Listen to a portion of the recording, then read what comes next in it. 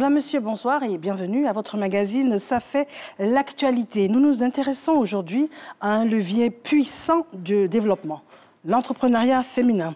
Si de nombreuses femmes se lancent dans les affaires, elles sont encore nombreuses à affronter des obstacles majeurs. Le mentorat et le réseautage apparaissent comme des outils essentiels pour les aider à franchir les étapes et les obstacles également, et puis à gagner beaucoup de confiance et à faire grandir leurs projets. C'est un constat et ça fait l'actualité. Nous en parlons ce soir, des événements à venir également. Nous recevons sur notre plateau deux invités exceptionnels. Mais avant de rentrer dans le vif du sujet, nous allons sur le terrain avec un reportage de Ève Boué. Elle est allée à la rencontre de femmes entrepreneurs. C'est une femme mentorée ou c'est une femme qui a bénéficié de réseaux de solidarité féminine? On en parle, c'est tout de suite. Partout dans le monde, les femmes innovent, lancent des entreprises, créent de la valeur. L'entrepreneuriat féminin progresse, mais les obstacles demeurent. Entre autres, isolement, manque de financement, accès limité aux réseaux d'influence. Alimata Coulibaly, entrepreneur dans l'agroalimentaire, lauréate de plusieurs prix, dont le prix d'excellence Alassane Ouattara, a dû braver plusieurs obstacles. Ce qui m'a beaucoup touchée, ce sont les jugements, les attaques morales. Qu'est-ce que tu fais? Mais qui va manger ça? Un mentor dans mon domaine, il n'y en avait pas. C'était du néant autour de moi. Il y avait des mentors pas spécialisés dans l'agro-transformation. Aujourd'hui, avec son expérience, elle décide d'aider les autres. J'ai donc mis en place le réseau national des agro-transformatrices de Côte d'Ivoire, le RED-PACIC, qui a impacté, qui a boosté, qui a motivé les entrepreneurs, les jeunes dames, les intellectuels. On fait des partages d'expériences, on les accompagne. Si elles ont un blocage, un souci sur un équipement, où trouver l'équipement, comment utiliser l'équipement, où trouver les emballages, comment faire les emballages. Le mentorat et le réseautage doivent constituer des leviers pour l'entrepreneuriat féminin. Pour cela, une initiative est en train de se mettre en place. ADWIN, African Descendant Women Impact Network. Elle entend ouvrir les portes de l'écosystème économique à des milliers de femmes africaines et afrodescendantes. Elle a pour ambition de connecter, valoriser et propulser les talents de ces femmes à l'échelle mondiale. L'initiative portée par Elisabeth Moreno, ex-ministre française, sera lancée à Abidjan les 5 et 6 juin prochains. J'écoute. D'accord. Alors nous sommes de retour en studio avec deux dames exceptionnelles. Je vous le disais à l'entame de cette émission. Nous sommes avec Mme Nasseneba Touré, elle est ministre de la Femme, de la Famille et de l'Enfant. Ça, vous le savez, Madame, bonsoir. Bonsoir. Merci d'avoir accepté notre invitation, Madame. Madame Elisabeth Moreno, Madame, bonsoir. Bonsoir. Alors, vous êtes ancienne ministre française, c'est comme ça que l'on dit? Ancienne ministre française? Vous pouvez le dire comme ça. En tout cas, je suis une ancienne ministre du gouvernement Jean Castex.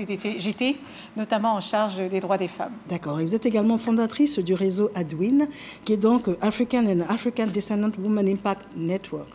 Alors, vous avez été ministre déléguée chargée de l'égalité entre les femmes et les hommes et de la diversité de l'égalité des chances. C'était de 2020 à 2022 dans le gouvernement français.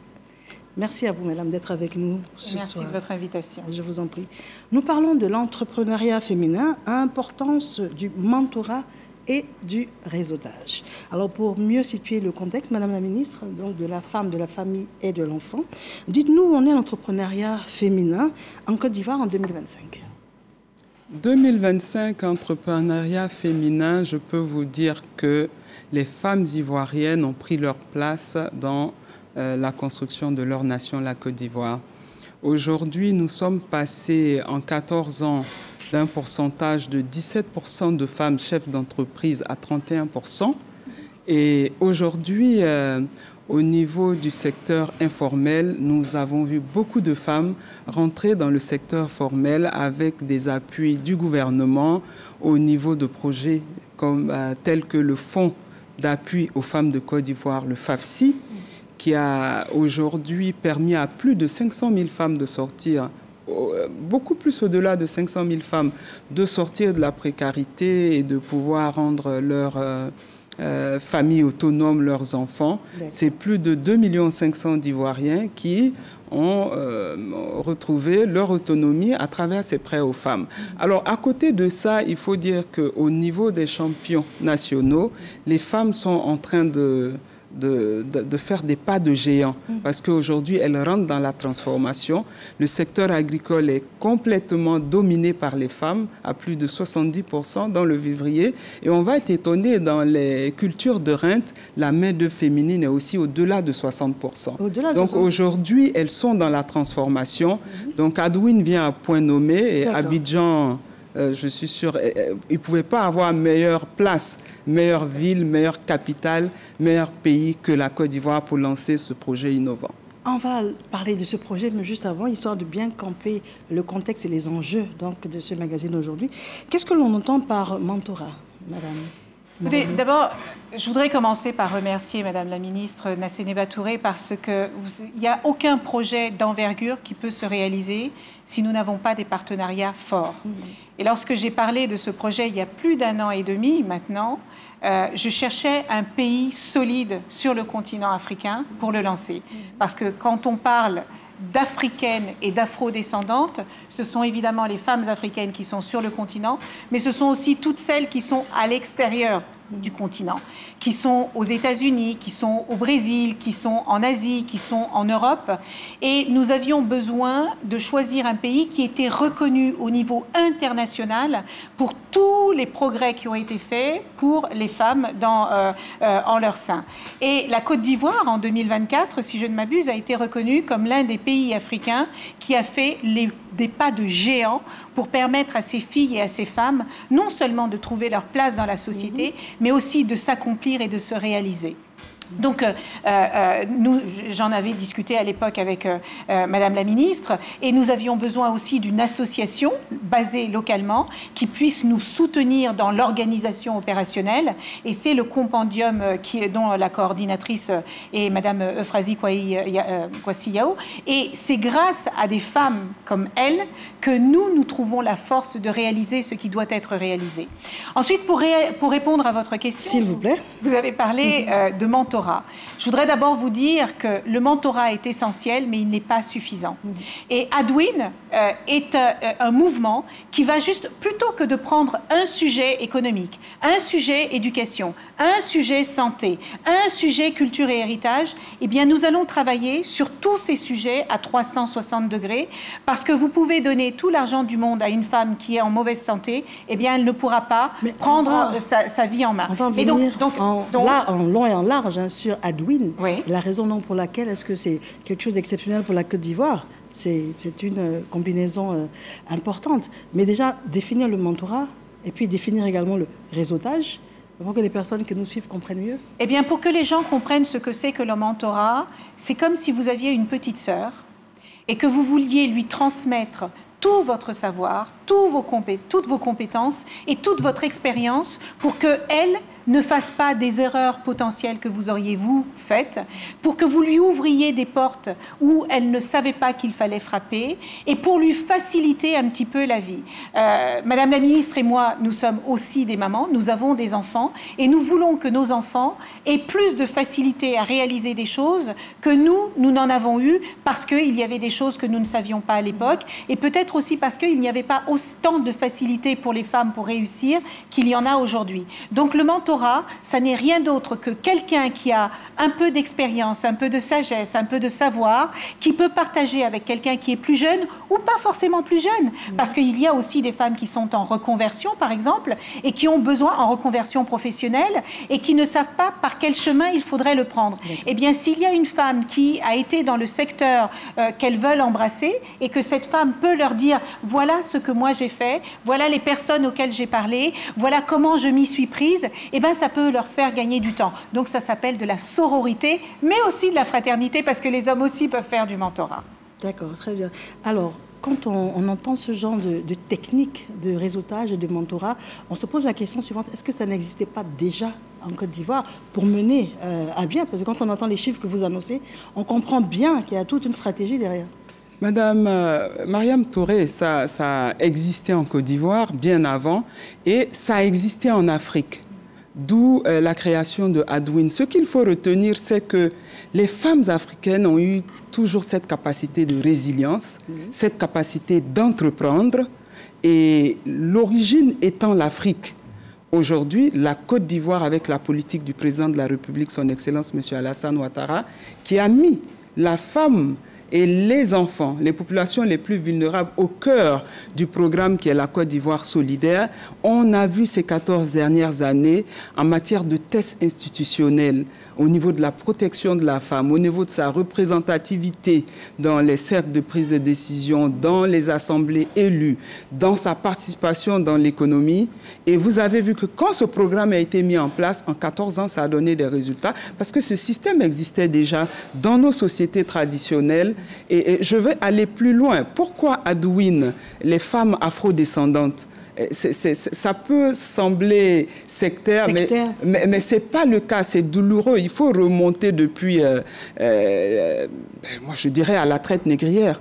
Les femmes ont été les plus résilientes dans ce combat. La colonisation, ensuite après les indépendances, dans nos histoires, vous avez vu l'histoire de nos femmes. Anne-Marie Raji, Marie Corée, à Grand-Bassam. Vous avez vu les révoltes des femmes au Sénégal, vous avez vu la reine Zenga en Ouganda. Donc, c'est des systèmes qui existent. Mais aujourd'hui, la Côte d'Ivoire a tous les éléments réunis et elle a pu vraiment faire bouger tous les leviers pour que les femmes soient à tous les niveaux. Et c'est le cas aujourd'hui. Vous voyez les femmes dans le corps d'élite de notre armée, la gendarmerie. C'était un rêve pour les Ivoiriens. Vous voyez l'école militaire préparatoire ouest-africaine de Bingerville était une école pour la protection de nos territoires ouest-africains, la CEDEAO. Aujourd'hui, la petite fille en a accès, elle dame le pion. Alors aujourd'hui, ces Africaines qui sont parties d'ici, qui sont aux États-Unis, elles sont aussi, des Afro-Américaines, elles sont aussi résilientes. Parce qu'elles ont reçu ça de génération en génération. Celles qui sont parties dans les Caraïbes, ceux qui sont en Amérique latine, ceux qui sont partis en Europe, elles ont aussi cette même résilience, cette même capacité d'entreprendre de la femme ivoirienne. Donc imaginez un instrument comme Adwin pour pouvoir les interconnecter. Ça va vraiment mettre en relief le pouvoir de la femme africaine, sa capacité à pouvoir faire plusieurs choses à la fois. Vous voyez dans nos communautés traditionnelles malinquées, mais la petite fille, son meilleur mentor est sa grand-mère. Dans nos histoires, on a nos mamans ont appris de nos arrière, de leur grand-mère, et nous, nos grands-mères, chacun a une histoire particulière avec sa grand-mère dans la façon de se tenir, dans sa façon de socialiser, dans sa façon d'entreprendre, de s'insérer. Donc aujourd'hui, Adwin vient mettre en relief quelque chose qui existait. Et pourquoi la Côte d'Ivoire? Parce que le président de la République, son Excellence M. Alassane Ouattara, a vu que quand on mise sur l'égalité, et un pays où la femme représente déjà 48,79% de la population. Et avec l'histoire des femmes en Côte d'Ivoire, il a vu qu'il fallait miser sur les femmes. Et c'est ce qu'il a fait. Et vous voyez aujourd'hui, je pense que les femmes montent en puissance. Elles se sentent mieux armées. Elles se sentent mieux protégées par les tests. Elles sont accompagnées au plan financier. Et aujourd'hui, elles sont prêtes. Elles sortent. Elles affrontent leur quotidien avec plus d'assurance. Alors, je vous regardais avec... vous avez le regard tout à fait convaincu de tout ce qu'elle dit. On sent bien que vous partagez ce genre de valeurs. Alors, est-ce que Adwin a un rayonnement panafricain ou vous allez au-delà? Et puis, est-ce que le combat est le même ou en fonction des régions en Afrique, c'est totalement différent? Écoutez, il y a une chose qui est malheureusement universelle, c'est qu'il y a à peu près, je crois, 190 États dans le monde. Il n'y a pas un seul pays sur cette planète qui traite ses femmes et ses filles comme il traite ses garçons et ses hommes. Partout sur la planète aujourd'hui où vous allez, que ce soit du nord au sud, de l'est à l'ouest, les femmes subissent toutes des violences dans l'espace public, des violences intrafamiliales, des violences dans l'espace de travail. Les petites filles n'ont pas toujours aujourd'hui le choix des hommes qu'elles vont épouser. Les jeunes femmes peuvent ne pas toujours avoir accès aux études auxquelles elles aspirent. Partout, vous avez aujourd'hui de la maltraitance faite aux femmes.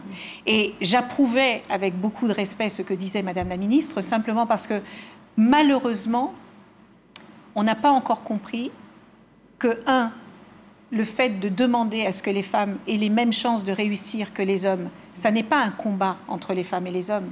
C'est pour qu'une société se porte mieux. Parce qu'une société qui traite correctement tous ces individus, qui qu'ils soient, c'est une société plus forte et une société plus résiliente.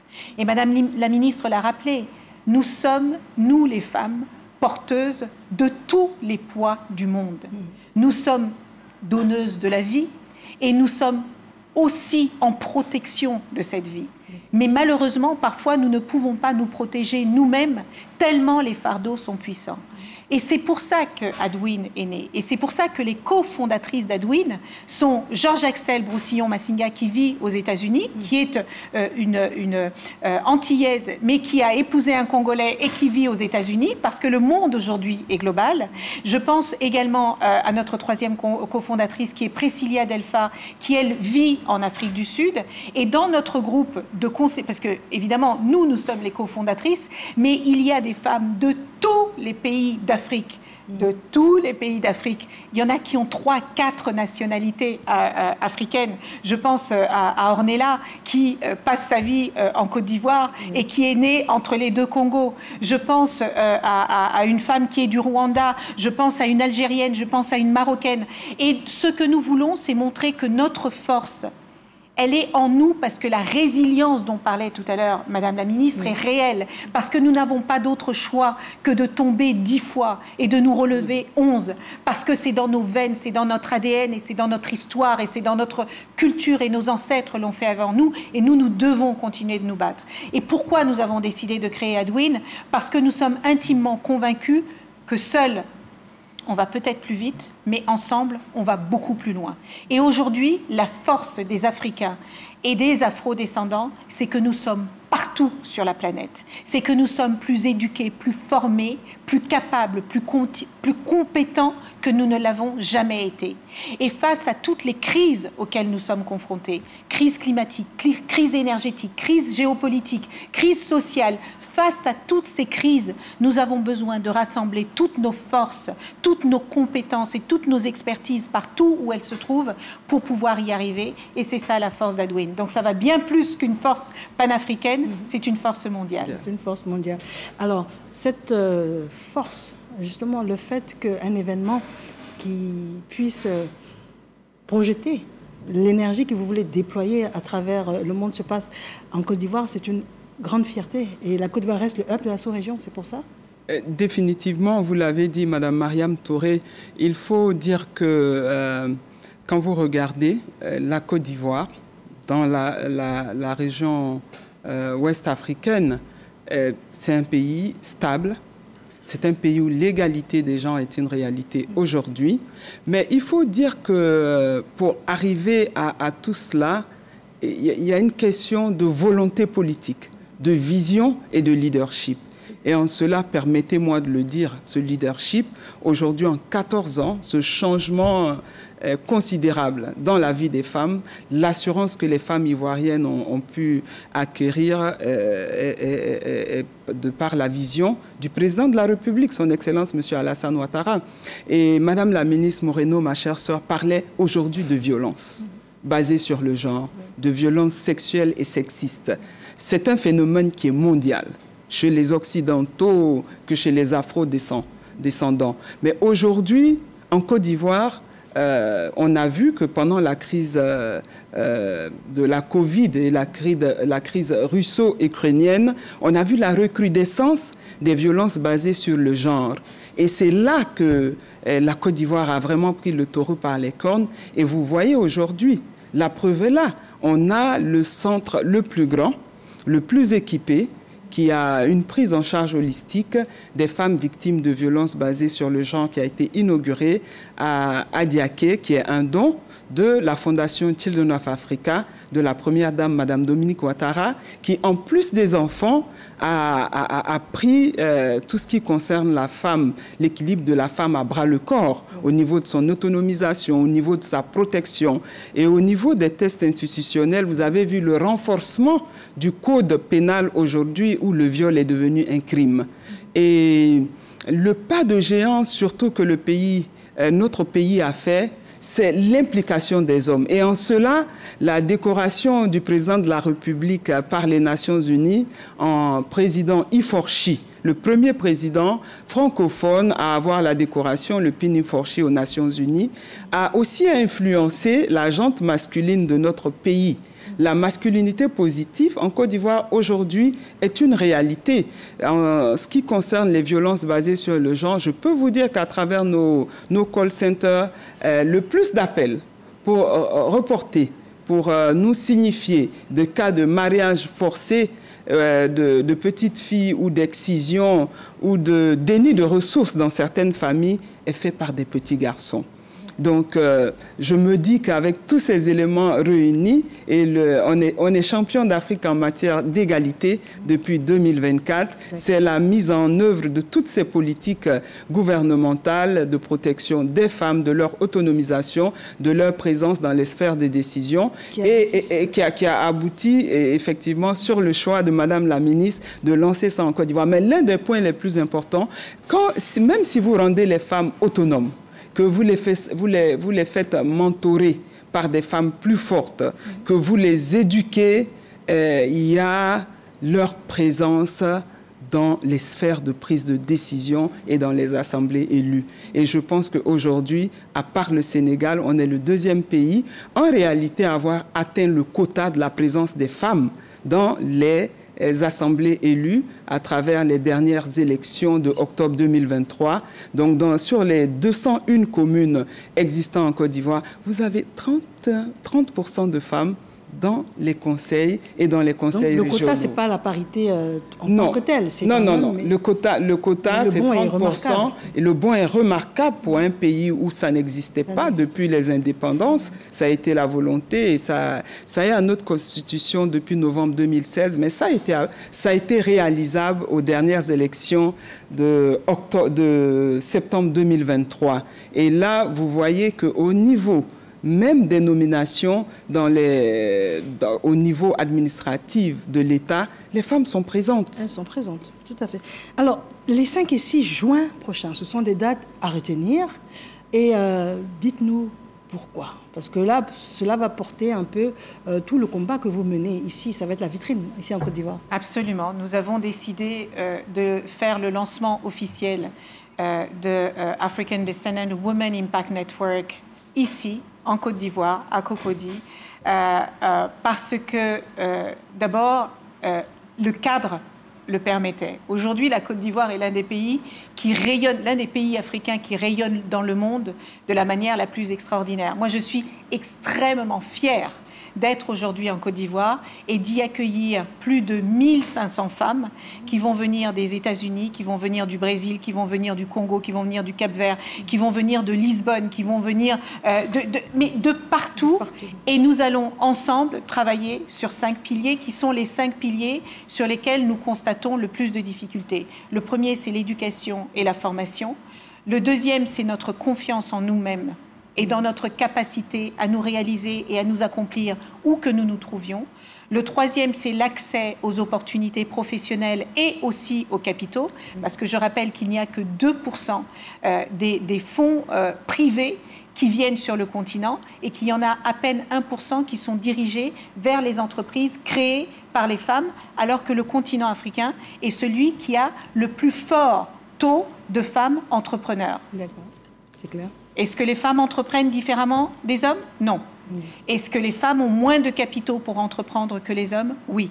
Et je sais que notre marraine, Madame Dominique Ouattara, qui a accepté, et je lui en suis extrêmement reconnaissante, avec la première dame du Cap-Vert et la première dame du Congo, elles ont accepté de nous accompagner dans cette aventure parce qu'on se rend compte que les premières dames, bien qu'elles soient en backstage, œuvrent énormément pour la place des femmes dans leur pays. Parce qu'encore une fois, un pays qui veut bien se développer a besoin de tous ses talents. Et si on a 48% de femmes en Côte d'Ivoire et que 48% de la population ivoirienne peut avoir les mêmes possibilités de réussir que les autres, eh bien c'est toute la nation qui va y gagner.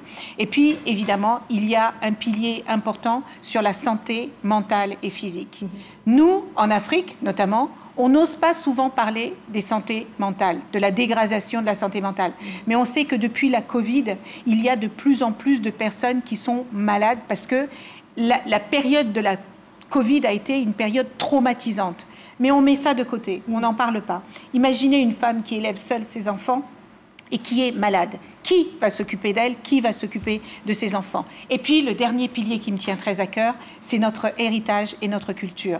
Nous, il y a des enfants aujourd'hui qui croient que l'histoire des Africains a commencé avec l'esclavage et la colonisation. Nous voulons qu'ils sachent que nous avons eu des reines et des rois qui ont rendu ce continent ce qu'il est aujourd'hui. Voilà ce que nous allons faire le 5 et le 6 juin à Cocody. Et je remercie Monsieur le maire Jean-Marc Yassé de vous aurez l'occasion dans votre mot de fin, parce qu'on est déjà à quelques minutes de la fin de cette émission. Madame la ministre, alors dites-nous, après cet événement, après les festivités, après les personnes qui viennent du monde entier, concrètement, qu'est-ce qui va changer, je dirais, 3 mois après cet événement pour les femmes en Côte d'Ivoire? Bilan à mi-parcours, ça sera l'interconnexion des femmes ivoiriennes, des femmes africaines à partir d'Abidjan avec les femmes afro-descendantes du monde entier.